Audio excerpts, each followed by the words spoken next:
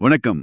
இன்னைக்கு நாம ஒரு குறிப்பிட்ட புத்தகத்தோட 16வது அத்தியாயத்திலிருந்து சில முக்கியமான பகுதிகளை கொஞ்சம் ஆழமா பார்க்க போறோம். ஆமா, இதோட மையக்கரு இக்போ கிராமங்கள், அதாவது ஒமுவோபியா, பாண்டா, இங்கெல்லாம் கிறிஸ்தவ பாதிரியார்கள் வந்ததும் மக்களோட ஆரம்பகால எதிர்வினைகள் எப்படி இருந்துச்சுங்கிறது தான்.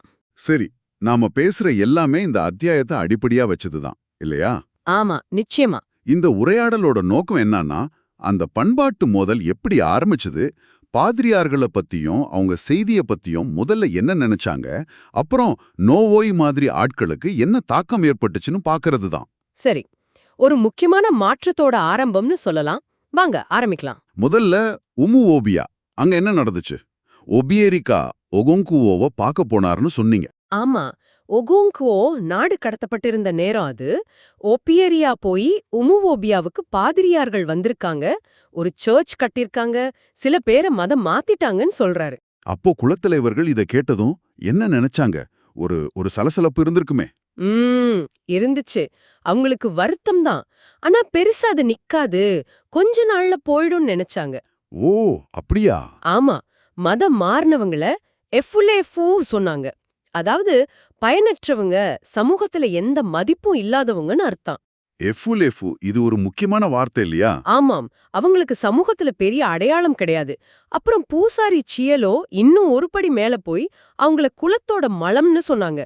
அதாவது இது ஏதோ அசுத்தமான விஷயம், குலத்தையே கெடுக்கிறதுங்கிற மாதிரி. அப்போ அவங்கள ஒதுக்கி வைக்கணும்னு நினைச்சாங்க. நிச்சயமா.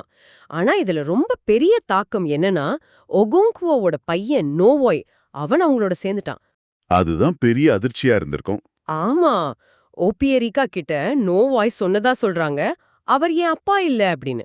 ஒகோங்குவோவும் அவன் பேரே சொல்லக்கூடாதுன்ட்டார். அப்போ இது வெறும் சமூக பிரச்சனை இல்ல, குடும்பத்துக்குள்ளேயே பெரிய விரிசல். ஆமா, அதுக்கு முன்னாடியே கூட நோவாய் மனசுல சில குழப்பங்கள் இருந்துச்சு. முக்கியமா இகமேஃபுனாவோட கொலை, அது அவனை ரொம்ப பாதிச்சது. ஒருவேளை அதுவும் ஒரு காரணமா இருக்கலாம். சரி சரி, அப்ப பாண்டா கிராமத்துக்கு வருவோம். அங்க என்ன ஆச்சு? பாண்டாவ்ல 6 பாதிரியார்கள் போறாங்க. அதுல ஒருத்தர் வெள்ளையர். அபாமேல ஒரு வெள்ளையரை கொன்னதால இவங்கள பார்க்க மக்களுக்கு ஒரு ஆர்வம்.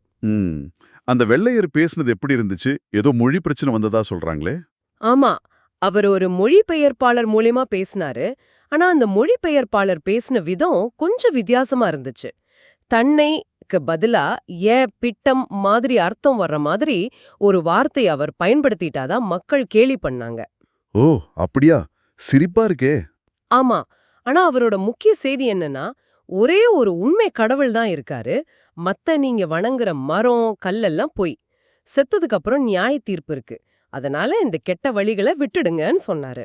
மக்களோட எதிர்வினை வெறும் கேலியா இல்ல வேற கேள்விகள்? கலந்துதான் இருந்துச்சு. சிலர் அந்த வெள்ளையரோட இரும்பு குதிரை எங்கன்னு கேட்டாங்க, அது சைக்கிளை பத்தி. ஒரு மாதிரி சந்தேகமும் கேலியும். ம், சிலர் கொஞ்சம் யதார்த்தமா கேட்டாங்க, நீங்க சொல்ற கடவுள் யாரு, அனியா அமாடியோராவா அப்படின்னு.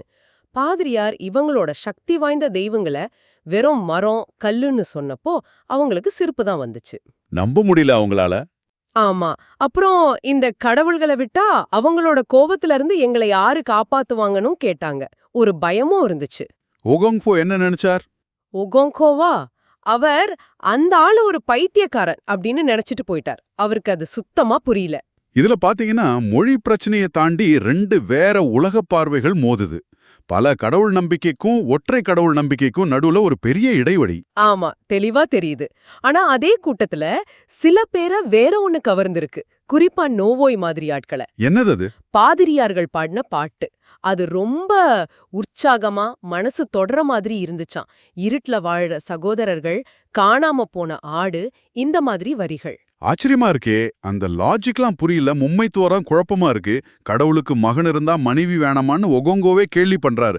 ஆனா பாட்டு மட்டும் புடிச்சிருக்கு. அதுதான் விஷயம். நோவோயிய ஈர்த்தது அந்த மதத்தோட தர்க்கம் இல்ல, அதோட கவிதை தன்மை, அந்த உணர்வு.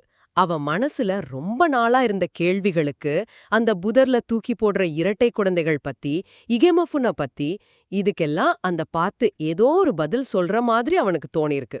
ஓ, ஒரு மாதிரி உணர்வு பூர்வமான இணைப்பு. ஆமா, எலும்போட மஜ்ஜியில உணர்ந்த மாதிரி இருந்துச்சு. வறண்ட மனசுக்கு ஒரு ஆறுதல் கிடைச்ச மாதிரி இருந்துச்சுன்னு சொல்றாங்க. அவனோட உள்ளுக்குள்ள இருந்த ஒரு தேவைக்கு அது பதிலளிச்சிருக்கு.